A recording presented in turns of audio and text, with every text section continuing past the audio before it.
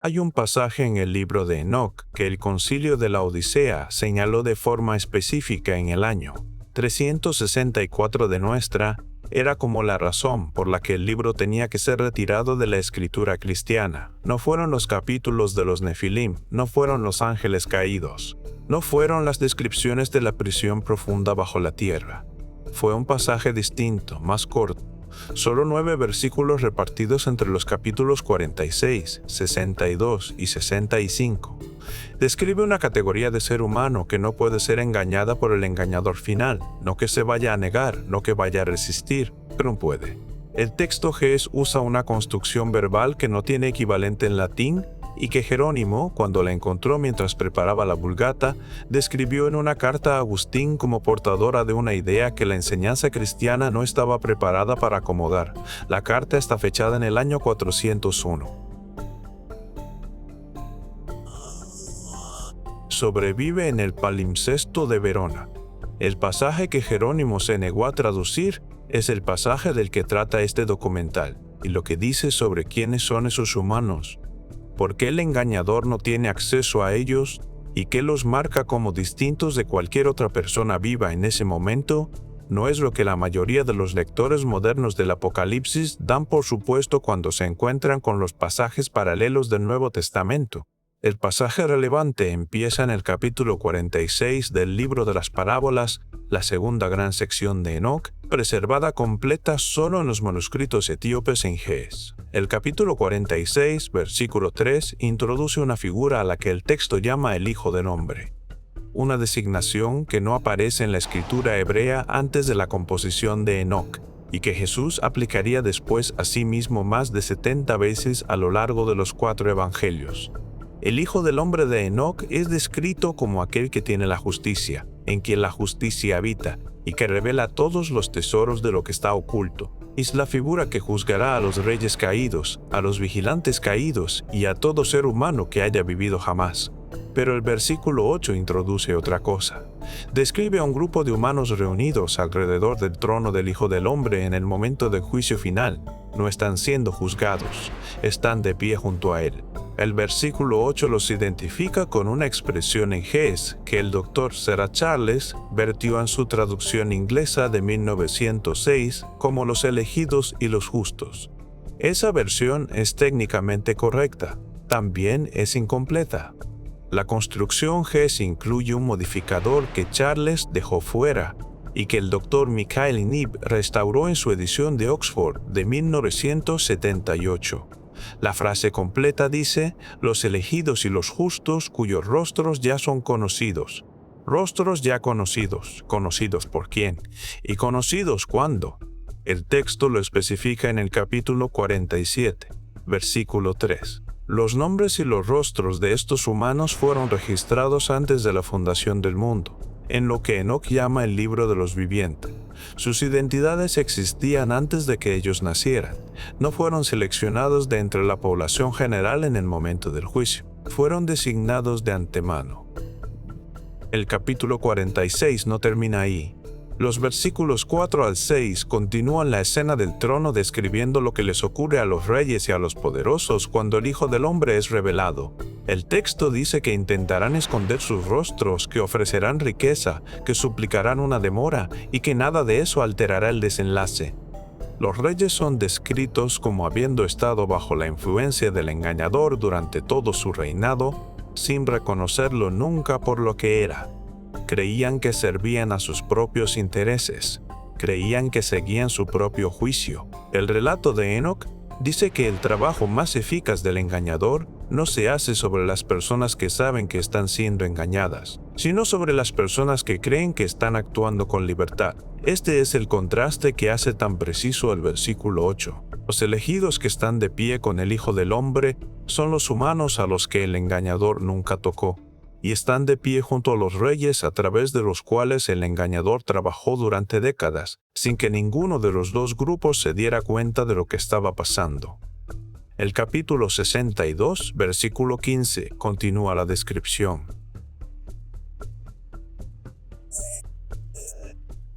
Estos humanos están vestidos con vestiduras de gloria que el texto llama vestiduras de vida del Señor de los Espíritus. Las vestiduras son descritas como pertenecientes a ellos por derecho, no como algo entregado en el momento del juicio. Ya las poseen. Las vestiduras son el signo visible de lo que son. Y lo que son, el texto lo deja claro en el versículo 8. Es una categoría de ser a la que el engañador de los últimos días no puede acercarse. El verbo gees que Enoc usa para la incapacidad del engañador no es un verbo de negativa ni de resistencia, es un verbo de incapacidad estructural. El engañador no puede engañarlos igual que una llave no puede abrir una cerradura para la que no fue cortada. No hay punto de coincidencia, el mecanismo no engrana. El capítulo 65 es donde la descripción se vuelve específica. El bisnieto de Enoc, Noé, en la sección del texto conocida como el libro de Noé, interpolada dentro de las parábolas, recibe una advertencia sobre el diluvio que viene y hace una pregunta. La pregunta, preservada en el versículo 6, es sobre quiénes de entre los humanos de esa generación serán preservados. La respuesta que da el ángel que habla con Noé no describe a los 8 miembros de la familia de Noé, sino un principio más amplio. El ángel dice, en la traducción de Knib, que en cada generación hay un remanente cuyos espíritus fueron sellados antes de que entraran en la carne, y que ese sello es lo que los vuelve inalcanzables para los poderes que corrompen al resto. Noé es uno de ellos. El ángel lo confirma. Pero el ángel también confirma que Noé no es el único y que el patrón se repetirá al final de los días, igual que se repitió en los días de Noé. La palabra que Enoc usa para sello es el término Ges-Katam, que corresponde al hebreo Hatam, usado en Isaías 8, 16 y en Daniel 12, 9 y más tarde en Apocalipsis 7, 3, donde el mismo concepto aparece con la misma función. Un sello, en el uso del antiguo Cercano Oriente, era una marca de propiedad y de identidad presionada en cera o en arcilla para indicar que un documento o un objeto pertenecía a una persona concreta y no podía ser manipulado sin romper el sello. Enoc está describiendo una marca sobre el espíritu de ciertos humanos, presionada allí antes de que tomaran forma física, y que los identifica como pertenecientes a Dios de una manera que el engañador no puede falsificar, no puede copiar y no puede quitar. El pasaje dice que el sello es invisible a los ojos humanos. Solo es visible para los seres espirituales. Y entre esos seres espirituales, solo ciertas clases pueden leerlo. Los ángeles inferiores no pueden. Los vigilantes caídos no pueden.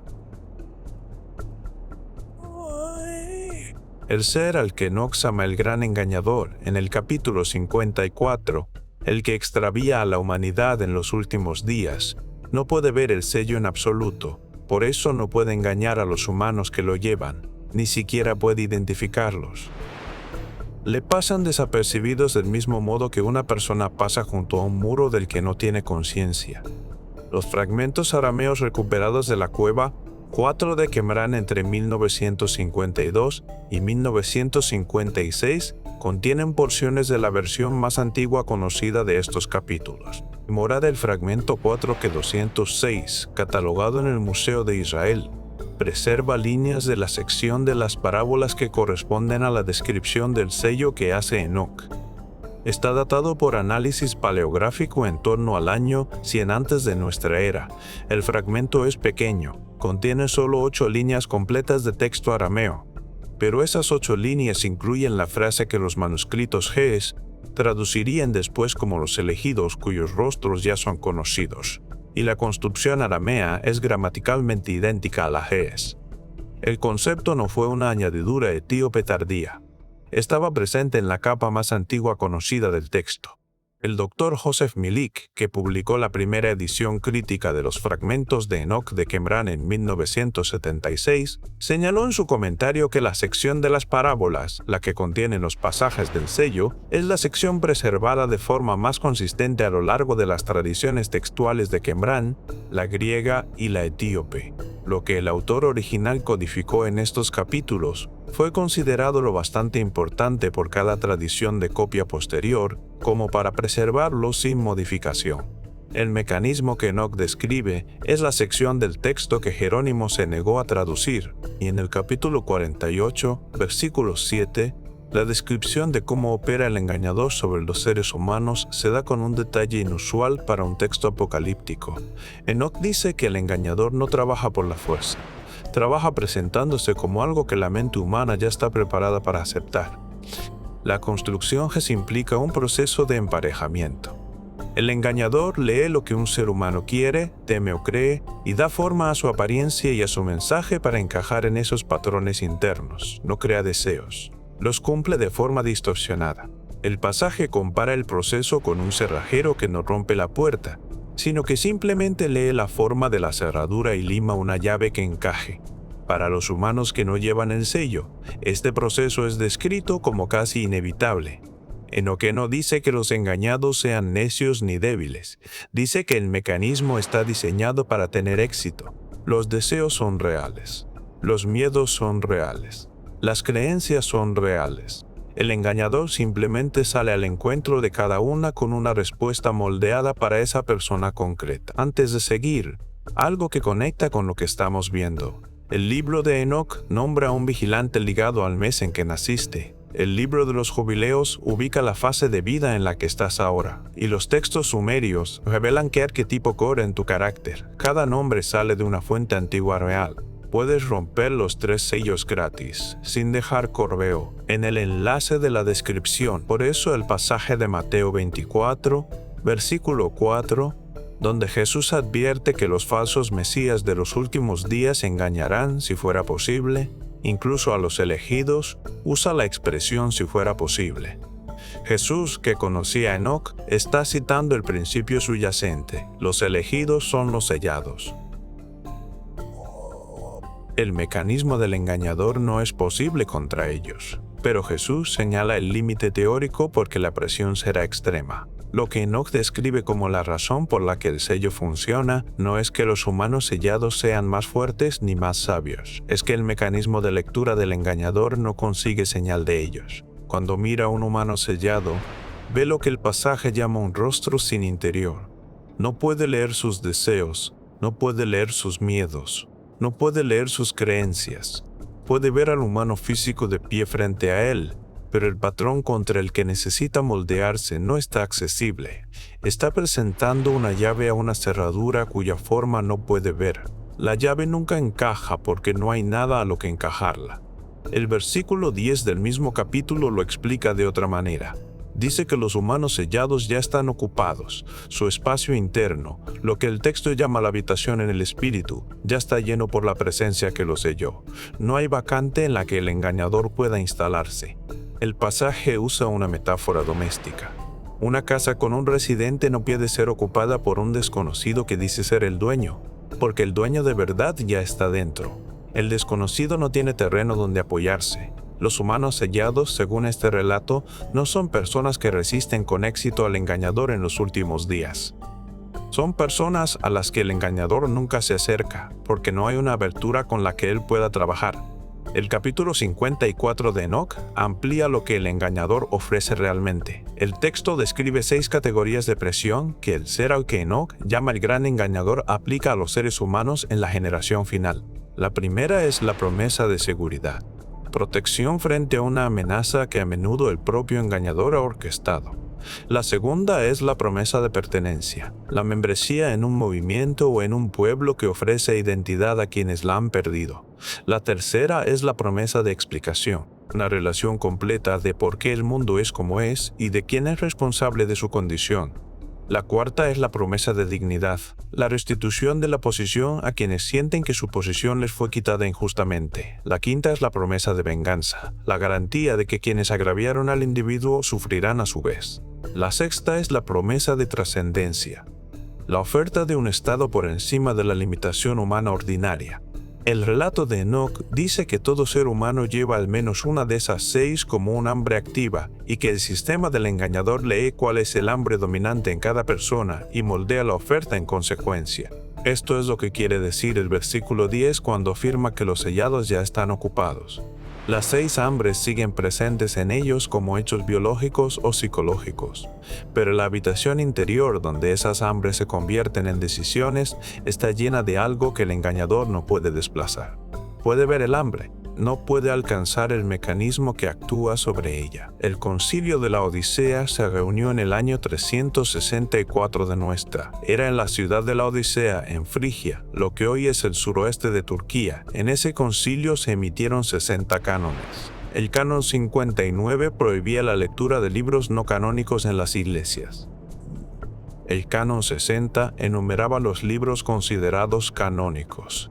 El libro de Enoc no estaba en la lista, pero las actas del concilio, preservadas en la colección siríaca de Damasco, incluyen una discusión atribuida al obispo Teodosio de Filadelfia, de quien se registra que argumentó que los capítulos específicos de Enoc que tratan de los sellados y de su inaccesibilidad al engañador, los capítulos 46, 62 y 65, en la numeración adoptada después, presentaban un problema doctrinal. Su preocupación declarada, según la transcripción, era que si ciertos humanos habían sido sellados antes de nacer de una manera que los volvía estructuralmente incapaces de ser engañados, entonces la enseñanza de la Iglesia de que la salvación dependía de la respuesta libre de cada individuo a la gracia predicada no podía aplicarse de forma universal. Los humanos, según el relato de Enoc, estaban salvados antes de que se les predicara, antes de nacer,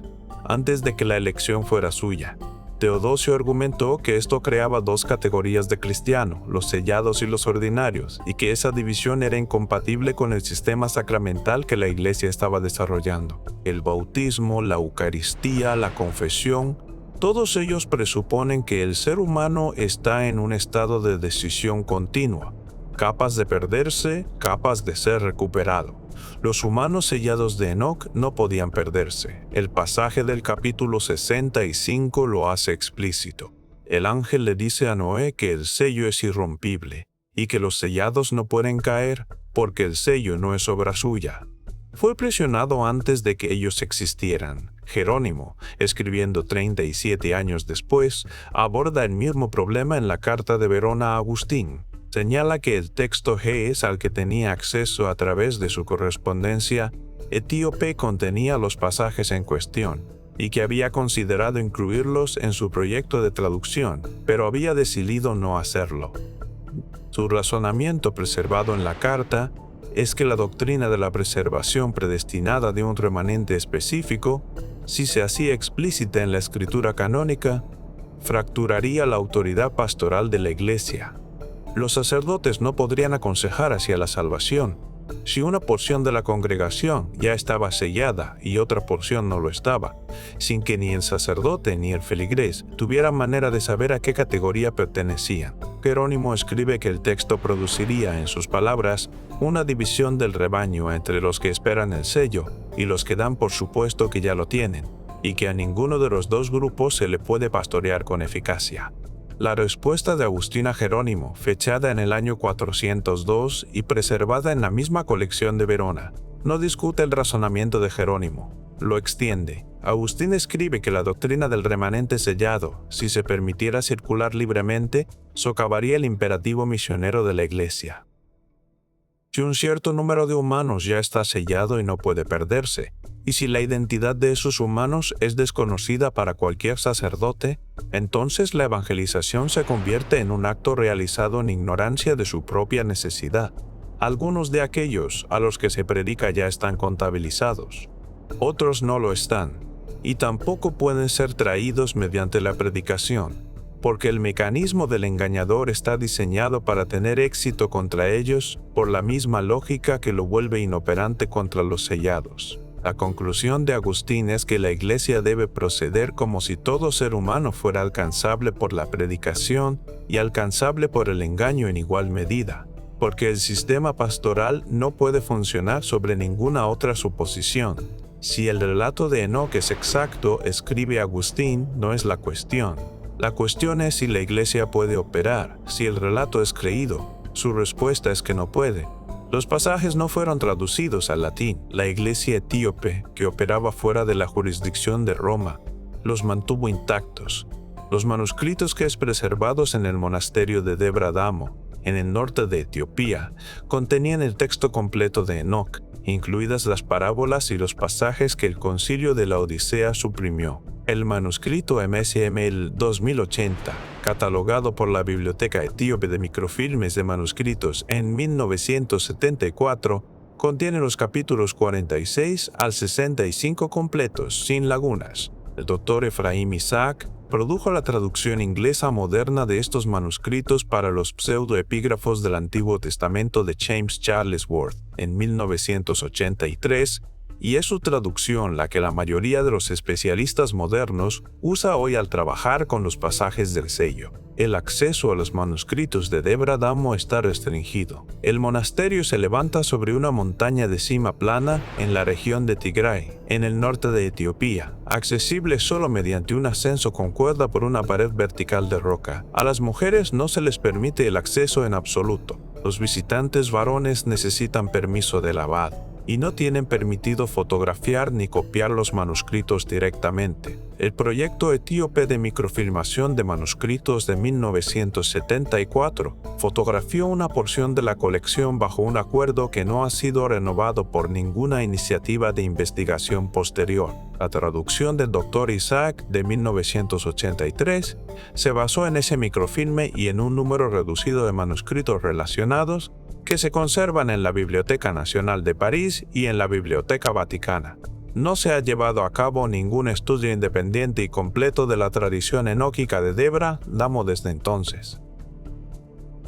Los pasajes que el Concilio de la Odisea suprimió siguen situados físicamente en un lugar donde la verificación por parte de investigadores externos exige una infraestructura y un permiso que no han estado disponibles en más de medio siglo. El paralelo en Apocalipsis 7:3 es donde el mismo concepto aflora en el canon del Nuevo Testamento.